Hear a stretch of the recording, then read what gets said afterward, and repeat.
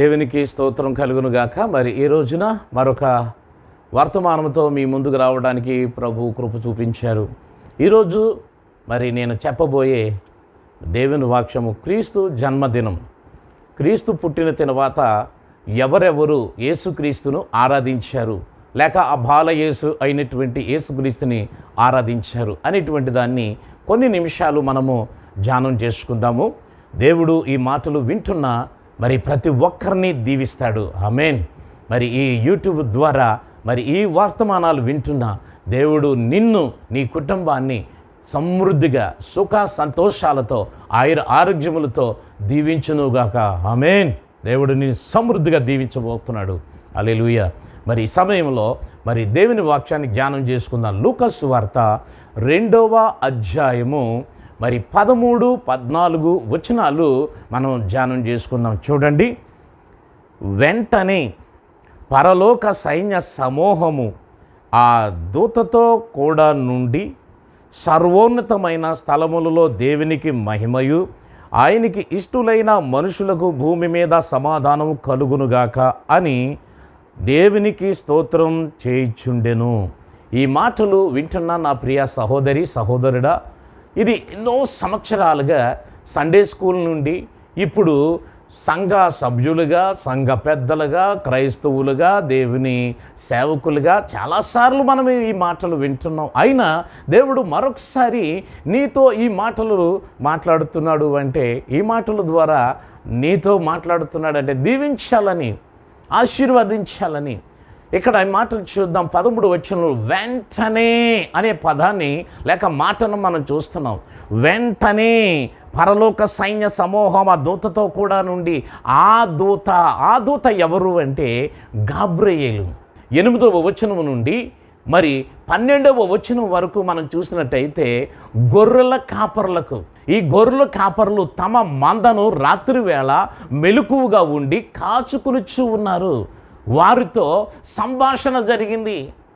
ఎందుకంటే ఆ మాటలన్నీ చెప్పబడిన తర్వాత మరి ఆ 12వ వచనం వరకు వారికి గుర్తులు, వారికి ఆనవాళ్ళు, మరి యేసు ఎక్కడ పుట్టాడు, దావీదు పట్టణం అనగా బెత్లెహేములో పుట్టాడు, ఇవన్నీ కూడా చెప్పుకుంటూ వచ్చిన తర్వాత అక్కడి నుంచి దేవదూత అదృశ్యమయ్యి పరలోక సైన్య సమూహము, ఆ దూత అనగా ఆ వర్తమాన దూత, గొర్రెల కాపర్లకు వర్తమానం తెచ్చిన దూత, మరియా గర్భం ధరించడానికి ముందుగా వచ్చి ఇదిగో నువ్వు గర్భవతి కాబోతున్నావు అని చెప్పినటువంటి దూత, లేక ఎలిజబెత్ భర్త అయినటువంటి జకర్యాతో మాట్లాడిన దూత, మరి ఆ దూత యోసేపునకు స్వప్నంలో కనపడిన దూత, మరి ఇదిగో ప్రవచనాలు, ఇదిగో కన్యక గర్భవతి కుమారుని కనును అని చెప్పినటువంటి దూత, ఆ దూతతో కూడా నుండి, ఏ దూతతో?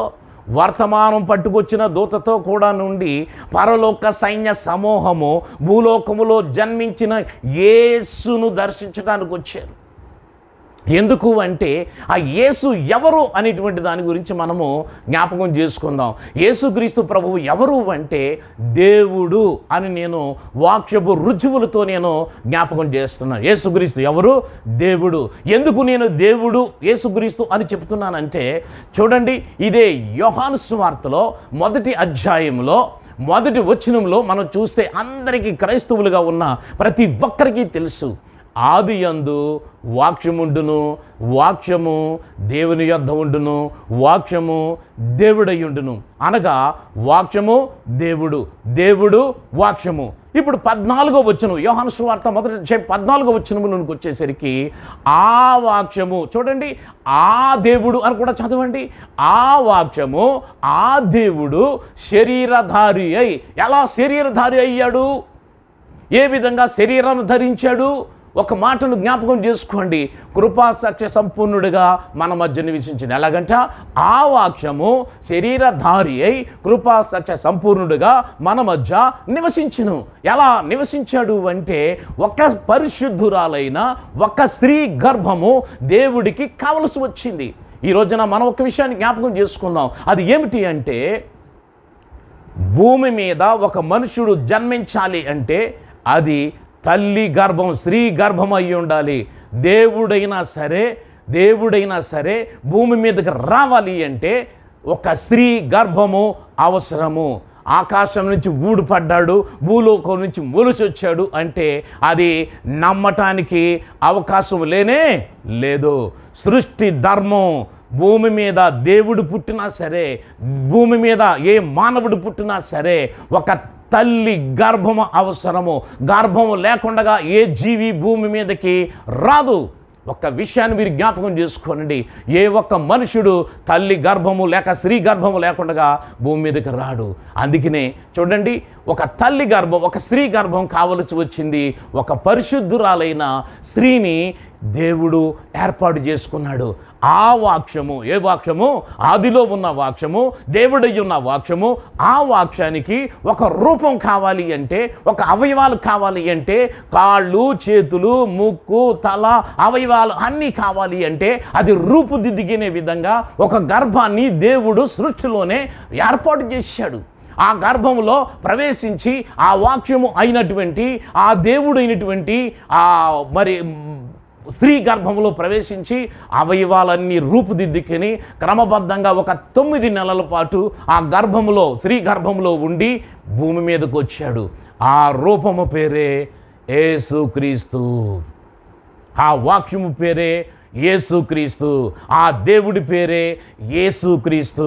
జ్ఞాపకం చేసుకోనండి, ఈ యేసుక్రీస్తు లేక ఈ దేవుడు, వాక్యమయ్యున్న దేవుడు లేక దేవుడుగా ఉన్న ఈ వాక్యము మరి శరీరాన్ని ధరించింది. ఆ శరీరము పేరే యేసుక్రీస్తు. జ్ఞాపకం చేసుకోనండి నా ప్రియమైనటువంటి వారలారా. అయితే ఈ శరీరము అనగా ఆ దేవుడు, ఆదిలో ఉన్న దేవుణ్ణి ఒకప్పుడు దేవదూతలు కూడా చూడలేదట. ఎందుకు చూడలేకపోయారంటే పాత నిబంధనలో ఒక మాట ఉంటుంది. మోషే అడుగుతాడు, దేవా నీ స్వరూపము నేను చూడాలనుకుంటున్నానంటే ఆయన చెప్తాడు, నన్ను చూసిన వాడు ఎవడు బ్రతకలేదు. అలాగే తిమోతి పత్రికలో కూడా అదే చెప్తుంది, నన్ను చూసి బ్రతికిండిన వాడు ఎవడు లేడు. అయితే ఒక మాట ఏమిటి అంటే మోషేతో చెప్తాడు, నేను వెళ్ళినప్పుడు ఒక బండ సందులో ఉండి నా వెనక తట్టు చూడు, ఆ బండ సందులో ఉండి చూడమంటాడు. ఆ బండ క్రీస్తు. క్రీస్తు ద్వారా దేవుణ్ణి చూడమంటున్నాడు, క్రీస్తులో చూడమంటున్నాడు. అలాగే ఫిలిప్పుతో చెప్తున్నాడు, ఫిలిప్పుతో యేసుక్రీస్తు అంటున్నాడు, తండ్రిని చూపించమని అడిగితే, ఫిలిప్పా తండ్రి నేను ఏకమై ఉన్నామని, తండ్రి నాలో ఉన్నాడని, నేను తండ్రిలో ఉన్నా ఏకమై ఉన్నామని నువ్వు ఎరగవా అంటున్నాడు. అంటే ఇప్పుడు ఒకటి జ్ఞాపకం చేసుకోండి, ఆ వాక్యము, ఆదిలో ఉన్న వాక్యము, దేవుడై ఉన్న వాక్యము, శరీరం ధరించిన వాక్యము దేవుడే. వాక్యము రుజువులు ఇవి కాబట్టి దేవుడే. ఆ దేవుడే మరి రూపాన్ని ధరించాడు. ఆ రూపం పేరే యేసుక్రీస్తు. ఆ రూపాన్ని చూడటానికి వచ్చారు పరలోక సైన్య సమూహము. అంతక్రితం మనందరికీ తెలుసు యెషయా గ్రంథము 6వ అధ్యాయంలో మనం చూస్తే అక్కడ కేటగిరీస్ ఉన్నాయి. దేవదూతలు, మరి మహాదూతలు, షెరేబులు, కరేబులు అనేటువంటి. అయితే దేవుని సముఖంలో ఉన్నటువంటి దూతలకంట ఒక్కొక్కరికి 6 రెక్కలు ఉన్నాయట.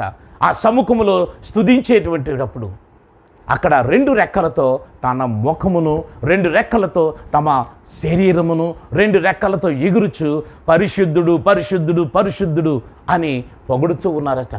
అయితే అక్కడ చూడలేకపోయారు, ఆ పరలోకంలో చూడలేకపోయారు. ఆ మహిమను విడిచిపెట్టి, ఆ తేజస్సును విడిచిపెట్టి, ఆ స్వరూపాన్ని విడిచిపెట్టి, ఆ తేజస్సును విడిచిపెట్టి మానవ రూపం, మానవ శరీరాన్ని ధరించిన యేసుక్రీస్తుని చూడడానికి వచ్చేశారు. ఎవరు అంటే పరలోకంలో వారు చూడలేకపోయారు, భూలోకంలో చూడటానికి వచ్చారు. ఎవరు? దూత, పరలోక సైన్య సమూహము. ఆ దూతతో, ఆ గాబ్రియేలు దూతతో కూడా వచ్చేశారు భూలోకానికి. అందరూ ఆ పరలోక సైన్యం అంతా కూడా, ఆ పరలోకం అంతా కూడా ఖాళీ అయిపోయింది. ఆ దూత సమూహం అంతా కూడా యేసుక్రీస్తుని చూడటానికి వచ్చారు. మరియా గర్భము నుండి భూమి మీదకి రాగానే మొట్టమొదటిగా చూసింది, మొట్టమొదటిగా స్తుతించింది, మొట్టమొదటిగా స్తోత్రం చెల్లించింది పరలోక సైన్య సమూహము. ఇందుకు దేవునికి స్తోత్రం కలుగును గాక. దేవుడు ఈ మాటలు దీవించును గాక. 2వ భాగాన్ని మనం, తర్వాత భాగాన్ని కూడా మనం చదవబోతూ ఉన్నాము. మరి ఈ వాక్యాన్ని వినబోతూ ఉన్నాం. మరి జ్ఞాపకం చేసుకున్న చిన్న ప్రార్థన చేద్దాం. అవును మా ప్రభువా, పరలోకపు తండ్రి, ఈ రోజున దేవుడే క్రీస్తు శరీరాన్ని, క్రీస్తు స్వరూపాన్ని ధరించి మానవుడిగా మా మధ్యలో నివసించాడు. ఆయనే దేవుడని వాక్యపు రుజువుల ద్వారా మేము నేర్చుకుంటున్నాం. అట్టి కృపతో మమ్మల్ని నడిపించండి, అట్టి సహాయం చేయండి. ఆయనే దేవుడు, ఆయనే వాక్యము, ఆయనే నాయన క్రీస్తు అని మేము నమ్ముచూ ఉన్నాం. అట్టి కృపతో మమ్మల్ని నడిపించండి. ఈ వాక్యం వింటున్న ప్రతి సహోదరుని ప్రతి ఒక్కరిని దీవించి ఘనత, మహిమ, ప్రభావాలు తెచ్చుకోమని కృపగల చేతులకి దయగల స్థలాలకు అప్పగించుకుంటూ యేసు నామములో ప్రార్థించి వేడుకుంటున్నాము తండ్రి. ఆమేన్, ఆమేన్, ఆమేన్. దేవుడు మనందరినీ సమృద్ధిగా దీవించునుగాక. God bless you, God bless you.